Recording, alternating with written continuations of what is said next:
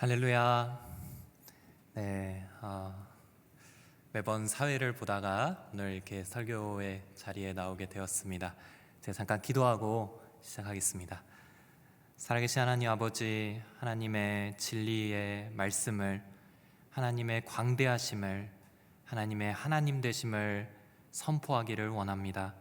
주께서 말씀을 허락하여 주시고 특별히 명확하고 간결하게 깨달을 수 있도록 주님께서 전달하여 주시옵소서.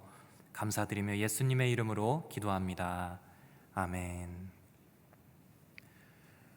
2월 금요 회복 예배의 말씀의 주제는 하나님의 성품입니다. 하나님의 성품은 한마디로 하나님은 어떤 분이신가? 라는 질문에 대한 답입니다. 하나님이 어떠한 분이신가? 우리가 어떻게 알 수 있을까요? 첫째는 말씀입니다. 당연하겠죠? 성경 말씀으로 하나님을 알 수 있고, 둘째는 경험으로 압니다. 성경 말씀에 적힌 하나님을 우리의 삶 가운데서 체험하며 아는 것입니다. 그것이 우리에게 있어서 가장 의미 있는 시간이 됩니다. 저에게 가장 심오했던 성경 말씀 구절 중 하나가 요한복음 17장 3절이었습니다. 예수님께서 십자가에 못 박히시기 전날 밤에 겟세마네 동산에서 밤새워 기도하신 부분인데요. 한번 읽어볼까요? 시작. 영생은 오직 한 분이신 참 하나님 아버지와 아버지께서 보내신 예수 그리스도를 아는 것입니다. 아멘.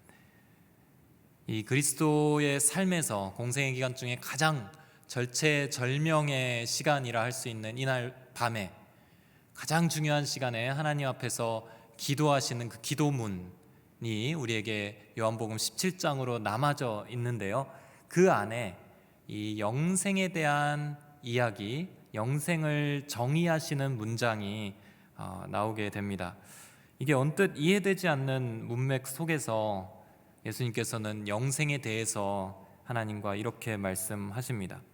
그 영생의 의미가 더 이해되기가 어렵습니다. 우리가 아는 그 영생의 의미, 여러분들 한번 영생을 누군가가 영생이 뭐야? 라고 물어보면 여러분들 안에 그려지는 그 이미지를 한번 떠올려 보십시오. 영원히 사는 것, 죽어서 가는 어떤 천국의 삶, 혹은 이 땅에서 어떻게든 생명과 연관된 어떤 이미지들로 우리가 설명하려고 하지 않겠습니까? 그런데 예수님께서는 아는 것이라는 추상적인 단어로 영원한 생명을 설명하십니다. 영생은 아는 것이다. 오랫동안 이 말씀은 수수께끼처럼 저에게 다가오는 구절이었습니다. 그러다가 이 알다라는 단어가 어떤 단어인지를 알게 되면서, 그리고 하나님과 동행하면서 그것이 어떠한 의미인지를 어렴풋하게 깨닫게 되면서 이 말씀은 굉장히 제 안에서도 빛나는 말씀이 되었습니다. 이 말씀에서 쓰인 그 알다라는 단어는 매우 친밀한 어떤 대상을 경험을 통하여 아는 것을 뜻합니다. 이 지식적으로 배우고 익혀서 아는 그 알다라는 단어는 다른 단어가 있습니다. 여기서 쓰인 이 단어는 아주 가족 간에, 부부 간에 서로 오랜 시간 함께하는 시간이 많아서 긴 시간 동안 서로를 알아왔을 때, 그래서 눈빛만 봐도 이 사람에 대하여 파악할 수 있을 때, 그때 쓰는 단어가 이 알다라는 단어입니다. 예수님께서 말씀하시는 하나님과 그리스도를 아는 것입니다 라고 하는 그 영생의 이 단어는 하나님과 예수님을 깊이 체험하면서 경험적으로, 그래서 그것을 정말 깨닫게 될 때에 우리는 그것을 바로 영생이라고 표현하는 것입니다. 그것이 생명이 충만한 것이며 살아있다는 것이며 영원한 생명이라는 것입니다. 하나님께서 어떠한 분이신가? 우리 2월 예배를 드리면서 우리 안에 하나님을 향한 지식이 풍성해지기를 소망합니다. 그러나 단순히 머릿속으로 설교자가 선포하는 말씀을 듣고 아는 그런 차원을 넘어서 우리의 삶에서 체험이 되고 생명이 되시는 은혜가 저와 여러분들 안에 가득 넘치는 시간 되기를 축원합니다. 하나님은 어떠한 분이신가? 오늘 첫 주에 살펴볼 하나님의 성품은 섭리의 하나님입니다. 섭리의 하나님, 하나님은 섭리의 하나님이십니다. 섭리가 무엇일까요? 성경에 나오는 단어일까요? 많이 들어봤지만 이 단어는 성경에 나오지는 않습니다. 그럼에도 이 섭리라는 단어는 하나님을 설명하는데 필요하고도 굉장히 적절한 단어입니다. 존 파이퍼 목사님이 계시는데요, 지난 11월에 이 섭리라는 제목으로 책을 출간하였습니다. 이 책에서 목사님은 한마디로 섭리를 합목적적 주권, 어려운 말이죠, 합목적적 주권으로 짧게 정의를 내리셨습니다. 하나님은 어떠한 분명한 목적을 갖고 아주 주권적으로 역사하신다라는 뜻입니다. 이 섭리라는 단어는 교회 안에서도 굉장히 오랫동안 쓰였던 단어입니다. 교회사적으로 중요한 하나님에 대한 고백, 신앙 고백을 할 때 그 하나님의 섭리에 대한 글이 꼭 담겨 있습니다. 하이델베르크 교리문답이라고 있는데요, 27번째 질문에서 당신은 하나님의 섭리를 어떻게 이해하는가? 이것을 묻는데 거기에 대한 답은 이렇게 소개됩니다. 하나님의 전능하신 모든 곳에 현존하는 능력이 만물을 그분의 손으로 만드셨으니 그분이 여전히 모든 피조물과 함께 하늘과 땅을 붙들고 계시고 식용 식물과 풀, 비와 가뭄, 풍성한 해와 메마른 해, 고기와 음료, 건강과 질병, 부유함과 가난함 등 진정 우연이 아닌 아버지의 손에 의해 생긴 모든 것을 다스리고 계신다. 요약하면 만물을 그분의 손으로 만드셨다. 그리고 우연이 아니라 모든 것을 그분의 능력으로 다스리고 계신다. 이것이 하나님의 섭리인 것입니다. 저는 섭리라는 단어를 소개하면서 여러분들에게 하나님의 광대하심을 소개하고 싶습니다.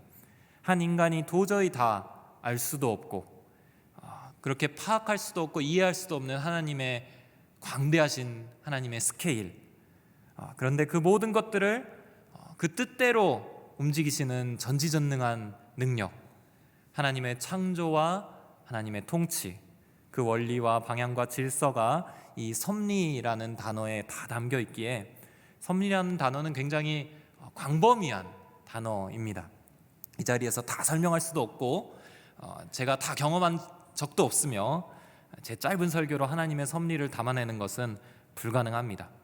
존 파이퍼 목사님은 섭리를 설명하면서 이만큼 두꺼운 757쪽짜리 두꺼운 책을 쓰셨습니다.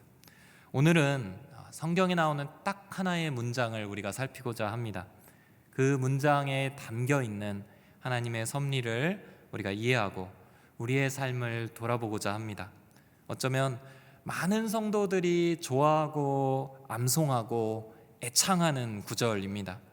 특별히 이해되지 않는 상황, 어렵고 힘든 상황이 올 때 수많은 믿음의 성도들을 격려했던 구절이 바로 오늘 말씀의 본문입니다. 로마서 8장 28절을 다 같이 한번 읽어보도록 하겠습니다. 시작.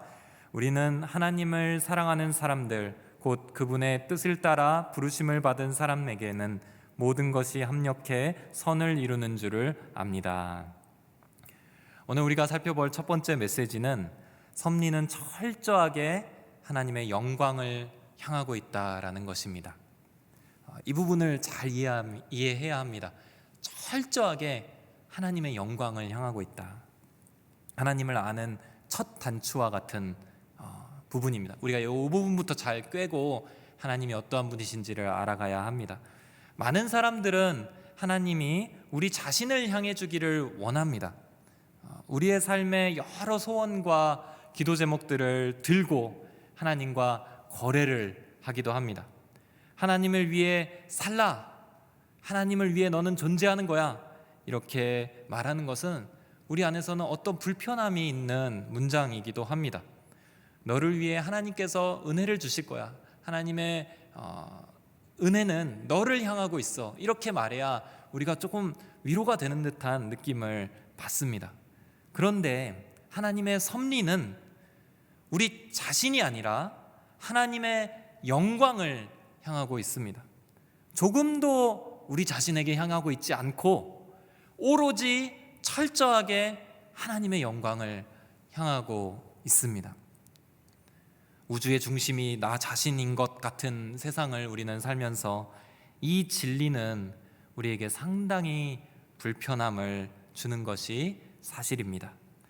그러나 하나님은 오늘도 여전에도 또 이후로도 하나님의 자기 영광, 하나님의 뜻을 추구하고 계십니다. 오늘 말씀은 하나님의 뜻을 설명하면서 나타난 문장입니다. 놀라운 위로와 축복의 말씀인 뒷부분, 모든 것이 합력하여 선을 이룬다. 이 표현에 앞서서 먼저 나온 표현을 우리가 한번 살피기를 원합니다. 하나님을 사랑하는 사람들, 곧 그분의 뜻을 따라 부르심을 받은 사람들에게는 먼저 우리는 하나님을 사랑해야 합니다. 물론 저희는 하나님을 사랑하죠. 다 사랑하시는 줄 압니다. 마음의 중심으로 하나님을 향해 있고 하나님을 선택하고 있습니다. 그러나 삶에서 죄악으로, 연약함으로 넘어질 때면 이 말씀, 하나님을 사랑한다라는 말씀은 나를 비켜간 듯한 느낌을 받습니다. 너는 하나님을 사랑하지 않잖아. 그렇게 또 넘어졌잖아. 사단의 정죄함은 우리의 발목을 잡을 때가 있습니다.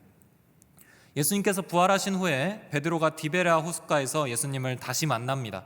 이미 3번 예수님을 부인했던 베드로는 고개를 들어 예수님을 바라볼 수가 없었습니다. 요한의 아들 시몬아, 네가 나를 사랑하느냐? 예수님이 3번 물으시는 그 질문에 베드로는 자신 있게 대답하기보다는 머뭇거리고 주저하고 고민합니다. 이 베드로보다 더 많이, 더 자주 넘어지는 저희들에게도, 저도 포함입니다. 우리 안에서 하나님을 사랑한다는 것은 그렇게 호락호락한 그런 표현은 아닙니다. 철저하게 하나님 중심으로 가 있는 표현이기 때문입니다. 그 다음 구절, 그분의 뜻을 따라 부르심을 받은 사람, 이란 표현도 묵직한 표현입니다. 하나님께서 그분의 뜻대로 부르시는 것입니다. 우리의 뜻대로 은혜를 주신다, 이 표현이 아니라 그분의 뜻을 따라 부르심을 받은 사람. 어려운 상황에서 우리가 하나님을 부르며 이 문제를 해결해 주세요, 이렇게 소원을 간구하며 나아가는 그런 그림이 아니라는 뜻입니다. 오직 하나님께서 그분의 뜻을 따라서 그분이 우리를 불러내시는, 그렇게 우리를 사용하신다는 뜻입니다. 철저하게, 정말 철저하게 하나님 중심인 듯한 2가지 표현입니다. 성경에는 이런 표현들이 꽤 많이 나옵니다. 아주 자주 나옵니다. 우리의 삶보다는 하나님 중심으로 표현되어 있는 하나님의 자기 영광, 하나님의 자기 영광, 이 의도가 성경 곳곳에는 얼마든지 나타납니다. 골로새서 1장 16절에 이는 하늘과 땅에 있는 모든 것들, 곧 보이는 것들과 보이지 않는 것들, 보좌들과 주권들과 권력들과 권세들이 하나님 아들 안에서 창조됐기 때문입니다. 만물이 아들로 인해 창조됐고 아들을 위해 창조됐습니다. 굉장히 하나님 중심적이죠? 아들을 위해 모든 것이 창조됐다는 것입니다. 고린도전서 8장 6절, 우리에게는 오직 한 하나님 곧 아버지가 계실 뿐입니다. 만물이 그분으로부터 왔고 우리도 그분을 위해 있습니다. 또 한 분이신 주 예수 그리스도가 계시니 만물이 그분으로 인해 존재하고 우리도 그분으로 인해 살아갑니다. 우리도 그분을 위해서 존재합니다 라는 표현입니다. 이사야서 43장 21절, 이 백성은 나를 찬양하게 하려고 내가 손수 만든 사람들이다. 얼마나 하나님의 이 욕심, 이런 것들이 보입니까? 나를 찬양하게 하려고 내가 만들었다. 에베소서 1장 6절, 이는 하나님이 그분의 사랑하시는 아들 안에서 우리에게 거저 주신 하나님 은혜의 영광을 찬미하게 하기 위한 것입니다. 하나님의 사랑하시는 아들 안에서 우리에게 하나님의 영광을 찬미하게 하기 위해 기독교 저술가 C.S. 루이스는 이 에베소서 1장 6절에서 하나님을 찬미하라 이렇게 명령하시는 하나님이 어떻게 보이느냐 이렇게 표현했습니다. 칭찬을 원하는 허영심 강한 여인처럼 보인다. 이렇게 굉장한 표현을 하면서 이 표현에 대한 첫인상을 소개했습니다. 칭찬을 원하는 허영심 강한 그런 존재처럼 보일 정도로 하나님께서는 자기중심적으로 모든 것들을 이끌고 계신다. 그의 진솔함이 참으로 놀랍고 공감이 됩니다. 물론 이거를 출발점으로 해서 그는 찬송이란 것의 깊은 의미를 더 탐구하게 됩니다. 이렇듯 하나님께서는 섭리를 통하여 모든 만물을 창조하시고 다스리시고 한 방향으로 이끌고 계시는데 이 한 방향은 하나님 그분의 영광입니다. 엄격하게 말하면 모든 피조물은 그것의 도구가 되는 것입니다. 하나님의 거대한 인력이 온 우주의 피조물을 다 끌어당기고 있습니다. 그리고 하나님의 영광을 찬양하게 하나님께서 이끌고 계십니다. 이는 저항할 수도 없습니다. 창조주이시기 때문입니다. 그분의 뜻대로 행하시는 것에 반대하고 거스를 수 있는 피조물은 아무것도 없습니다. 결국은 하나님의 뜻이 이루어질 것입니다. 그 뜻만이 이루어질 것입니다. 그렇지만 사랑하는 성도 여러분, 이 진리는 하나님께서 우리 각자의 삶의 형편에 관심이 절대 없으시다 이런 이야기가 아닙니다.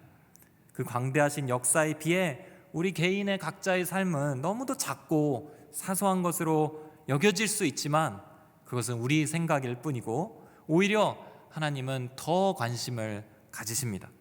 하나님은 광대하신 섭리에 있어서 완전하신 분이시기 때문에 동시에 매우 섬세하게 우리의 삶을 살펴보십니다. 하나님이 자기 영광을 추구하고 우리를 끌어당기고 계시면서도 단 하나의 실수도 없이 하나님의 뜻을 성취해 가고 계시는 것입니다. 창조 때부터 구원의 역사를 이루는 시간, 그리고 장차 이루어질 하나님의 나라의 도래까지 하나님은 거대한 역사를 친히 이루어 가시는데 실수도 없고 한치의 오차도 없으십니다. 따라서 우리의 모든 삶의 순간들은 그분의 계획과 역사의 측면에서 매우 중요한 도구들이 됩니다. 우리의 일상은 그분의 시선 안에 살아 있습니다. 그래서 그분은 우리의 머리카락의 개수도 다 세고 계시고 일거수일투족에 관심을 갖고 개입하십니다. 사소한 우리의 생각과 형편은 아무리 작아 보여도 그분 자신의 뜻을 펼치는 매우 중요한 도구가 됩니다. 오히려 우리 자신보다 더욱더 우리 자신에게 관심을 가지시고 우리 자신의 계획보다 더욱더 광대한 계획을 품고 계시고 우리는 알 수 없는 무한한 진리로 완벽하게 그분의 역사를 만들어 가고 계십니다. 저는 어릴 적에 교회를 나가지 않았습니다. 외가를 통해 명절 등에 이렇게 추도 예배 정도 접했을 뿐이고 많은 사람들이 제가 예수님을 믿기를 기도했죠. 교회로 막 끌고 가는 친구도 있었습니다. 그러나 제 발걸음이 쉽사리 교회 문턱을 넘지는 못했습니다. 그러던 제가 교회를 나가게 된 독특한 계기가 하나 있었습니다. 고등학교 3학년 때 대학 입시에 모조리 실패를 했습니다. 그리고 재수를 하게 됐죠. 재수를 하면서 열심히 공부를 하고 있었는데 원하던 그 대학교의 입시 제도가 살짝 바뀌는 것입니다. 문구 하나가 없어졌어요. 근데 그 몇 가지 자격에 제가 해당이 돼서 재수생이 수시 모집에 원서를 넣을 수 있게 되었습니다. 그리고 나서 합격이 된 것입니다. 20살 겨울 그 연말에 가만히 의자에 앉아서 저의 한 해를 돌아보고 있었습니다. 너무도 간절하게 바랬던 그 합격의 문, 그것만 열리면 정말 내 인생이 펼쳐지겠다 생각했던 그 문이 고생스럽게 재수 생활을 하면서도 안 열릴 것 같았던 그 문이 그 제도의 문구 하나, 요강의 문구 하나가 바뀌면서 열려지는 걸 보고 굉장히 신기해하면서 저를 돌아보고 있었습니다. 인생이 뭘까? 이런 생각을 해보게 되었어요. 분명한 것은 제가 올 한 해 동안 열심히 살았지만 제가 잘해서 열심히 해서 합격한 것은 아니라는 사실이었습니다. 그렇게 생각을 하고 있는데 제 머릿속에 생각 하나가 스쳤습니다. 인생은 내가 사는 게 아니구나. 내 삶을 이끄는 누군가가 있구나. 이 생각이 머릿속에 들어온 거예요. 그리고 그와 동시에 다음 생각이 머리를 스쳤는데, 교회에 나가야겠다. 어떻게 이 두 가지가 그 상황에 제 머릿속에 들어왔는지는 지금도 모르겠습니다. 마침 어머니께서 다니고자 하시는 교회를 찾고 계시던 중이셔서 제가 21살이 되면서부터 교회를 찾아가서 예배를 드리기 시작했습니다. 물론 이제 하나님을 만나고 비전을 새롭게 발견하고 주님의 종으로 헌신했던 것은 또 한참 뒤의 이야기지만, 이날 저녁에 제가 제 삶을 돌아보면서 머릿속을 스쳤던 이 두 가지 생각 때문에 제 삶이 통째로 바뀌어졌음은 부인할 수 없습니다. 지금 생각해도 어떻게 그렇게 연결이 되었을까? 어떻게 그 생각이 내 머릿속에 들어왔고 그걸 나는 그렇게 붙잡고 싶었을까? 보면서 하나님을 찬양하게 됩니다. 사랑하는 성도 여러분, 생각 하나도 하나님의 손 안에 있습니다. 하나님의 계획은 지금 이 순간에도 우주 만물을 다 포함하여 우리 안에서 역사되고 있습니다. 섭리의 하나님께서 우리의 삶을 주목해서 바라보고 계십니다. 인생에서 중요한 순간, 어려운 상황, 간절하게 하나님 앞에 간구하는 때는 물론이거니와 매우 사소해 보이는 생각 하나, 일상의 말 한마디, 우리의 작은 습관과 변화 역시 모두가 하나님의 섭리의 손길 안에 있는 것입니다. 그리고 그것은 하나님의 영광을 향해 한 방향으로 모일 것입니다. 그리고 마침내 그분의 신실하심과 전능하심을 통해 완전한 하나님의 영광을 드러내는 도구가 될 것입니다. 어떻게든 우리는 하나님의 광대하신 그 손길에 붙잡힐 것입니다. 우리의 삶의 모든 것이, 그것이 비록 아픈 상처나 어두운 순간이라 할지라도 주님의 섭리 안에서 마침내 하나님의 영광을 찬송하는 재료가 될 것입니다. 오늘 말씀의 두 번째 메시지는 섭리는 하나님의 선하심을 담고 있다라는 것입니다. 이쯤 오면 우리 섭리의 하나님에 대한 약간의 서운함이 좀 들 법합니다. 아주 중요한 질문 하나가 우리 머릿속에 스칠 수 있습니다.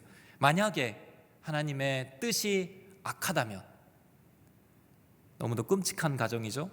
전능하시고 광대하시고 모든 것을 자기 뜻대로 이끄시는 어떤 존재가 있는데 그분의 뜻이 악하다면, 그분이 이기적이고 무자비하고 아주 악한 분이시라면 참으로 우리의 존재는 정말로 불쌍한 도구가 아닌가, 이런 생각이 들 것입니다.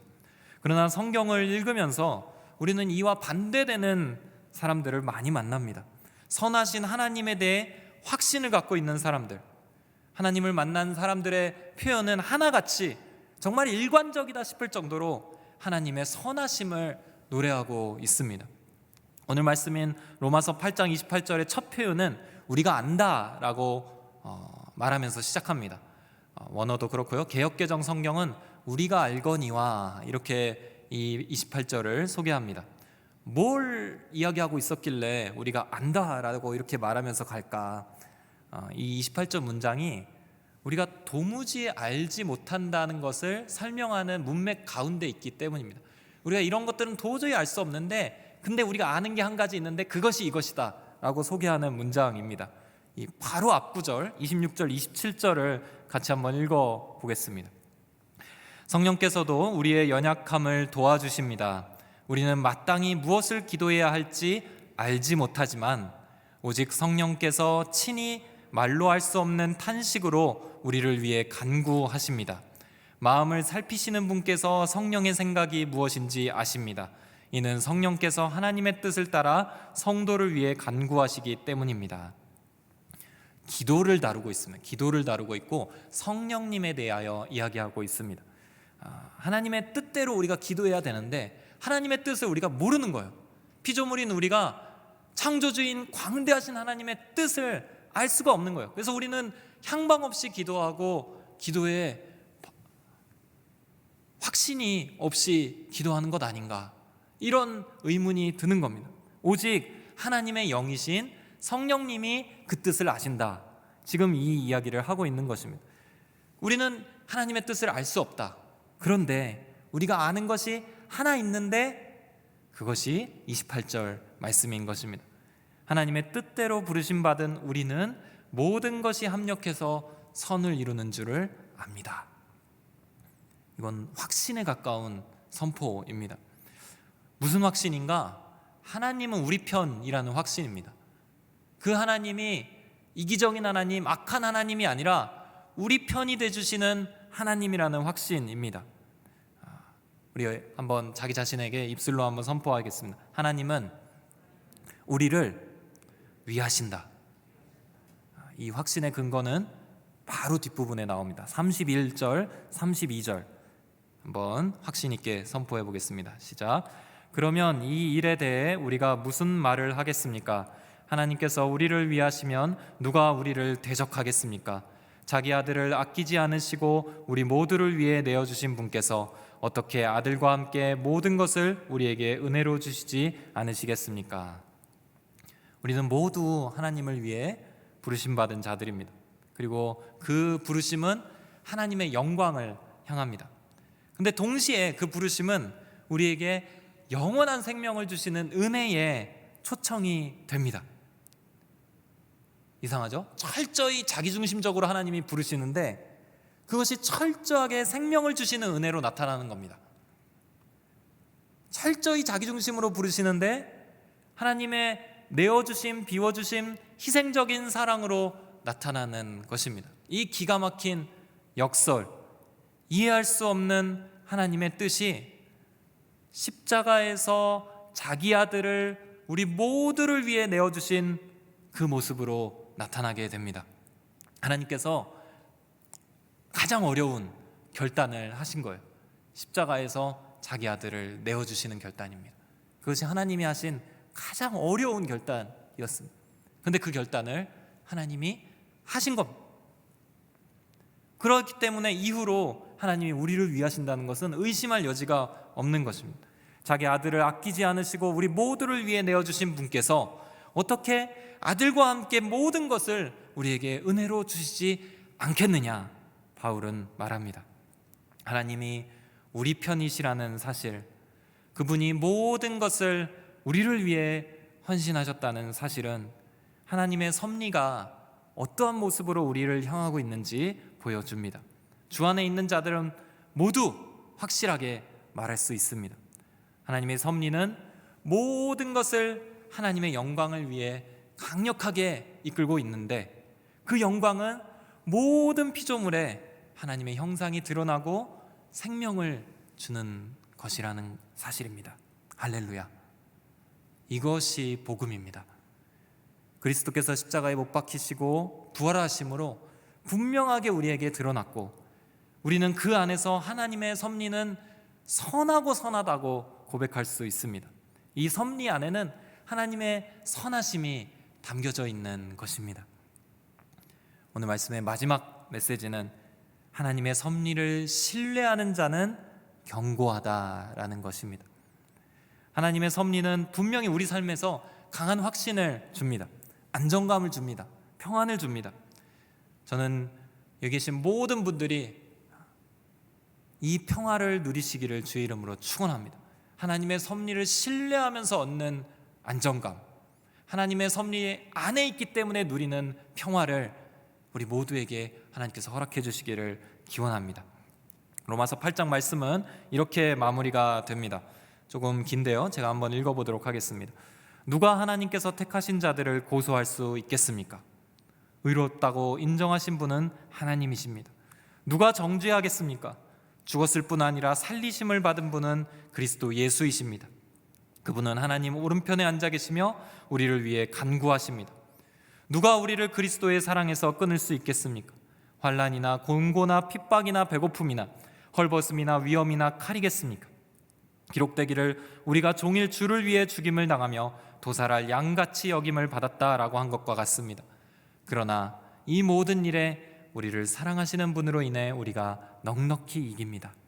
나는 확신합니다. 죽음이나 생명도 천사들이나 악마들도 현재 일이나 장래 일이나 어떤 능력도 높음이나 깊음이나 다른 어떤 피조물도 그리스도 예수 우리 주 안에 있는 하나님의 사랑에서 우리를 끊을 수 없습니다.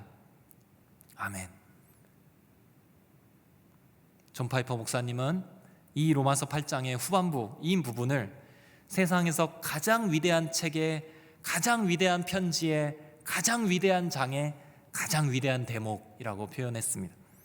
그렇죠? 가장 위대한 책의 가장 위대한 편지의 가장 위대한 장을 펼치고 가장 위대한 대목을 우리가 지금 보고 있는 것입니다. 분명히 그렇습니다. 왜냐하면 그의 아들의 십자가로 보여진 하나님의 섭리의 그 선하심을 우리가 신뢰할 때 우리는 모든 것을 이길 수 있기 때문입니다. 그 어떤 것도 이 섭리의 진행을 방해할 수 없습니다. 그리스도 예수 우리 주 안에 있는 하나님의 사랑에서 끊어낼 수 있는 것은 아무것도 없습니다. 심지어 죽음마저도 그것을 끊어낼 수 없습니다. 섭리를 신뢰하는 자가 누리는 진정한 승리를 이 8장 후반부 이 말씀이 너무도 아름답게 표현하고 있는 것입니다. 하나님이 하나님의 백성들의 마음속에 하나님께서 하시고자 하시는 그 말씀이 그 핵심이 이 문장들에 담겨 있습니다. 두려워 말라, 근심하지 말라, 항상 기뻐하라, 낙심하지 말고 기도하라. 내가 너와 함께 하겠다. 나는 내 하나님이다. 내가 너를 굳세게 하겠다. 반드시 승리하리라. 이 모든 말씀들이 이 표현 안에 다 들어 있습니다. 사랑하는 성도 여러분, 이해할 수 없는 상황들이 우리 삶에 펼쳐질 때가 있죠. 그때에 우리가 해야 할 것이 있다면 하나님의 섭리에 붙들리는 것입니다. 문제보다 크신 하나님께 붙잡혀 있는 것입니다. 저와 여러분들이 하나님의 선하신 섭리를 신뢰할 수 있게 되기를 주의 이름으로 축원합니다. 어떤 것으로도 흔들 수 없는 참으로 견고한 평강을 누리시기를 축복합니다. 윌리엄 슬로원 코핀이라는 목사님이 계셨습니다. 미국의 목사님이신데요, 어느 주일 교회 강단에서 설교를 하셨는데 제목은 알렉스의 죽음이었습니다. 알렉스는 목사님의 아들이었습니다. 일주일 전 월요일 아들이 알렉스의 차가 보스턴 항구 도로를 달리다가 큰 사고를 당합니다. 이 사고로 알렉스는 목숨을 잃습니다. 한 주 동안 목사님이 하신 거라고는 아들의 장례를 치른 것뿐입니다. 그리고 그 주일날 목사님은 강단에 섭니다. 본문은 시편 34편 1절에서 9절이었고 또 로마서 8장 38절 39절, 오늘 지금 막 읽은 그 로마서의 끊을 수 없으리라 표현하는 그 마지막 구절이었습니다. 목사님의 어조는 매우 떨리고도 진솔했습니다. 상처 입은 채로 그리고 다 이해되지도 않은 진솔한 그 마음으로 강단에 서셨지만 왜 그 자리에 있어야 하는지, 무엇을 선포해야 하는지는 분명했습니다. 설교는 이렇게 마무리됩니다. 물론 내가 알고 있는 것은 고통이 깊을 때까지도 하나님은 좋으신 분이라는 것입니다. 나의 하나님 어찌하여 나를 버리시나이까? 그렇습니다. 그러나 적어도 나의 하나님 이렇게 표현하며 시작하는 시편은 그러한 방법으로 끝나지는 않는다는 사실입니다. 참을 수 없을 것 같은 슬픔이 이제 참을 만한 슬픔으로 변화되기 시작했습니다. 성경 말씀의 온전함 가운데 있는 진리가 그 시작점이었습니다. 그 진리는 성경에서 반복되고 있었고 그 진리가 나를 붙잡았습니다.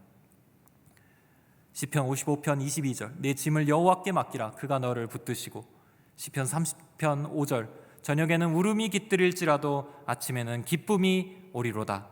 시편 30편 7절, 여호와여 주의 은혜로 나를 산같이 굳게 세우셨더니.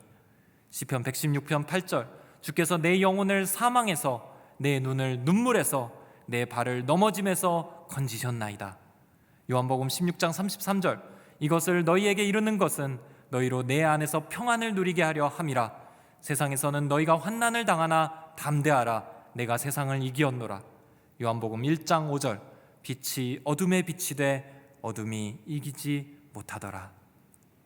그리고 알렉스가 죽음에서 나를 앞질러 갔을 때 그의 종착지는 보스턴 항구가 아니었음을 마지막으로 알게 되었습니다. 분명한 것은 지난 월요일 샛별은 졌지만 동시에 그에게 새벽이 왔던 것입니다. 따라서 나와 우리 모두는 결코 사라지지 않는 사랑 안에서 위로를 얻으며 항상 존재하는 눈부신 자비 안에 있는 평강을 구해야 할 것입니다. 이렇게 마무리가 됩니다. 사랑하는 성도 여러분, 하나님의 뜻은 우리가 다 헤아릴 수 없는 부분입니다. 인생을 통해 잠깐 깨닫는다고 해도 그것은 아주 일부분일 뿐입니다. 그것은 섭리라는 영역 안에 있으며 하나님의 주권에 속해 있는 것이기 때문입니다. 우리가 아는 것은 하나님은 섭리의 하나님이라는 것입니다. 모든 것은 그분의 손안에서 창조되고 통치함 받고 있으며 결국은 그분의 뜻대로 이루어질 것이라는 점입니다. 하나님은 철저하게 하나님 아버지와 그리스도께 모든 영광을 받으시는 방향으로 섭리를 이끌어 가실 것입니다. 그러나 그 섭리가 우리에게 유익합니다. 예수 그리스도 안에서 우리에게 넘치도록 선하고 자비롭습니다. 예수 그리스도의 십자가가 우리에게 보여졌으니 우리는 어떤 상황에서도 하나님의 주권과 섭리를 신뢰할 수 있습니다. 하나님은 반드시 우리 모두의 삶을 그렇게 이끄실 것입니다. 주님의 십자가로 온전히 하나님의 손길에 붙잡힌 우리 자신을 발견하는 이 저녁 되기를 축복합니다. 진정한 회복이 주님의 섭리를 깨달을 때에, 그 섭리 안에 붙들릴 때에 있음을 확신하고 하나님 앞에 진솔하게 나아가시는 저와 여러분들이 되시기를 주의 이름으로 축원합니다. 기도하겠습니다.